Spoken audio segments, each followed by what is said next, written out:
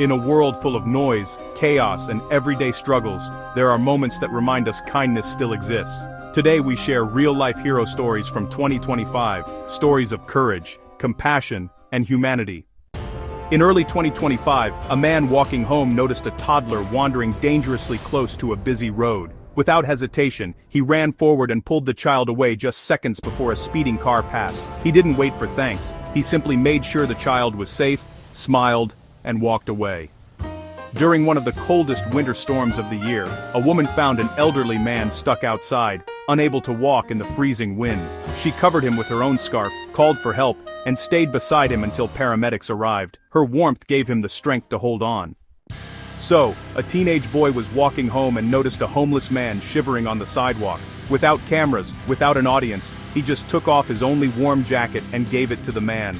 That moment of pure generosity, wow, it became one of the most inspiring acts of kindness seen this year. Give, even when you have little. At a gas station in Texas, smoke started to rise from a parked car. Inside were two young children. A woman rushed straight to the car, opened the doors, and got them out just before flames spread. Her fast thinking and bravery, honestly, prevented a tragedy. Courage is action.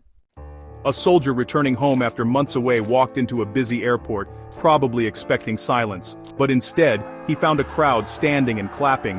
When his daughter ran into his arms, the entire terminal, you could feel the emotion. A moment of pure love. And pure humanity. Love is the greatest strength.